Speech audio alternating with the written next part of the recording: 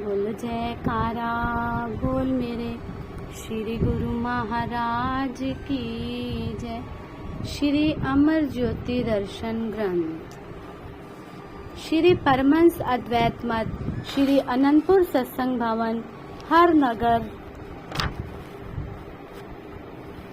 एवं गांव में बन चुके थे।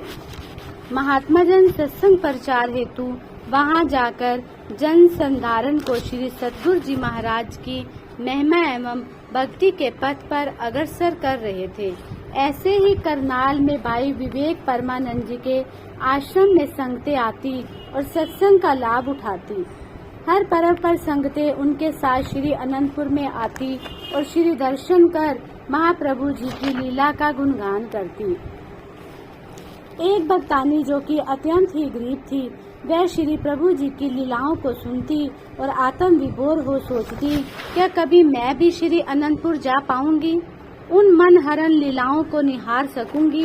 ऐसा सोचते सोचते उसे 6-7 वर्ष व्यतीत हो गए। वह श्री सतगुरु देव श्री पंचम पातशाही जी महाराज की श्री मूर्ति का ध्यान करते हुए श्री चरणों में विनय करते कि प्रभु, मैंने सुना है कि आप गरीब निवाज हैं, नियोटियों की ओट है और प्रत्येक की हार्दिक इच्छा को पूर्ण करते हैं। मेरी पुकार आपके दर पर कब पहुंचेगी? कब मुझे आपके साक्षात दर्शन होंगे? मेरे पास भेंट करने के लिए कुछ भी नहीं है। उसके पास ना तो ट्रेन का किराया था और ना ही सेवा भेंट के लिए धन राशि। उसका बेटा उसे केवल 2 आने 1 मास में खर्च करने के लिए देता था। उसमें से वह थोड़ा थोड़ा करके बचाते बचाते केवल 1 रुपया ही जोड़ पाई, जो उसके दुपट्टे की गांठ से बंधा रहता था।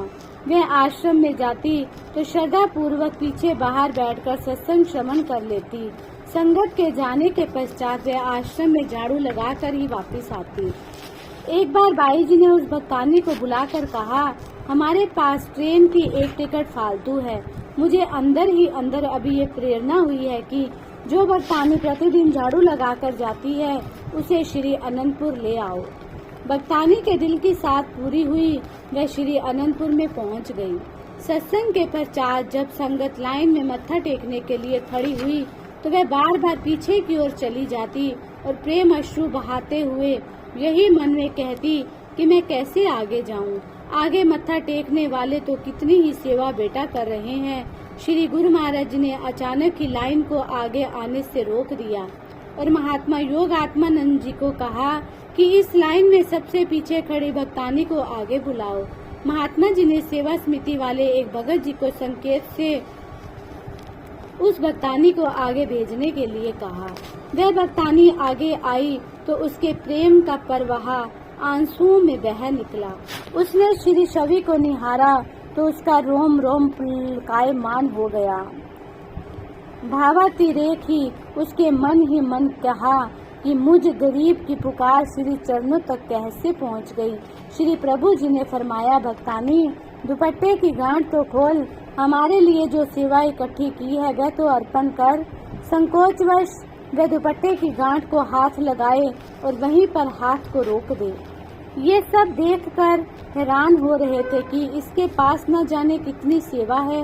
कांपते हाथों से उसने गांठ खोली तो उसमें 1 रुपये का नोट था।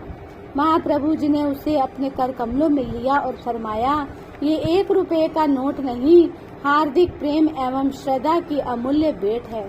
संकोच मत कर, कई जन्मों की तपस्या के पश्चात भी ऐसा सुअवसर नहीं मिलता। तुम्हारी भक्ति, श्रद्धा और प्रेम की सेवा भेंट से हम अति प्रसन्न है। सत्य तो ये है कि महापुरुष सदैव हार्दिक भावनाओं का ही मूल्य आंकते हैं। श्री प्रभु जी की अपार कृपा को पाकर वह धन्य हो गई। श्री अनंतपुर में निर्माण कार्य का क्षेत्र इतना विस्तृत तथा उल्लेखनीय है जिसका संपूर्ण विवरण नहीं किया जा सकता। उनमें से संक्षिप्त रूप से प्रमुख विभाग एवं कार्यकलापों को श्रेय दिया गया है। रेलवे टिकट दर। श्री अनंतपुर में मनाए जाने वाले पर्वों पर आई हुई संगत के लिए पहले अशोकनगर से रेलवे टिकट बुकिंग का प्रबंध हुआ करता था, जिससे दर्शनार्थियों को अत्यंत असुविधा होती थी। महाप्रभु जी ने महात्मा शांत पूर्णानंद जी को फरमाया, कि रेलवे विभाग के साथ संपर्क जोड़कर और इसके नियम व कानून को पास करवाकर संगतों को रेलवे टिकट की यहाँ पर ही सब सुविधा उपलब्ध करवाओ, ताकि संगत को अशोकनगर स्टेशन पर जाकर किसी प्रकार की कठिनाई न हो। ये कार्य सरल तो नहीं है, परंतु श्री आज्ञा को सम्मुख रखकर सहनशील बनकर साहस से इस कार्य को पूर्ण करो। श्री आज्ञा शिरोधार्य कर महात्मा जी ने इसके लिए अत्यंत परिश्रम एवं उत्साह से बड़े ऑफिसरों से मिलकर मजबूरी और जरूरी का परिचय देकर बार बार उनसे अनुरोध कर कुछ समय में ही इस कार्य की स्वीकृति प्राप्त कर ली। उस समय महात्मा विचार रामानंद जी भगत वेश में साथ थे।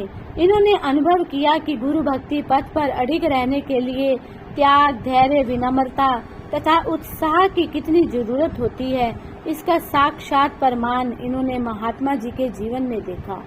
श्री अनंतपुर में ही ये सुविधा प्राप्त हो जाने से अब हजारों दर्शनार्थी पर्वों पर इस सुव्यवस्था का लाभ उठा रहे हैं। महात्मा जी ने हजारों की संख्या में दर्शनार्थी संगतों को पर्व के समीप एक ही समय में टिकट बुकिंग करवाने में कठिन होने वाले श्री चरणों में विनय की। श्री आज्ञा पाकर वैसाखी एवं व्यास पूजा के मुख्य पर्वों पर केवल श्री अनंतपुर के अनुयायी संगतों के लिए विशेष प्रबंध किया। दिल्ली से अशोकनगर और पुनः वापसी के समय अशोकनगर से दिल्ली के लिए एक स्पेशल ट्रेन का आयोजन करवाया। इसमें आते जाते समय सुरक्षा का पूरा ध्यान रखा जाता है। इससे हजारों यात्रियों को श्री अनंतपुर में पहुंचने का सुगम साधन मिल गया है। श्री दरबार की महिमा का गुणगान एवं भजन कीर्तन के तारतम्य में सभी यात्री प्रसन्नता पूर्वक यात्रा करते हैं। बस स्टैंड श्री अनंतपुर में पर्वों पर अशोकनगर में से संगते बसों द्वारा बस स्टैंड आती जाती थी। ग्वालियर तथा ललितपुर से बसों अथवा टैक्सी द्वारा आने जाने वाले यात्रियों के लिए भी यही एक बस स्टैंड था। यहाँ पर गर्मी की कड़कड़ाती धूप तथा वर्षा आदि में अत्यंत कठिनाई होती थी। इसके लिए उपयुक्त स्थान देकर पहले बने हुए बस स्टैंड के साथ ही 2 अन्य बस स्टैंड का प्रबंध करवाकर इन्हें भव्य रूप देकर पक्का छायादार बना दिया। इस प्रकार ये विभाग भी सेवा कार्य में संलग्न है। आपने थोड़े ही समय में श्री अनंतपुर की रूपरेखा बदल दी।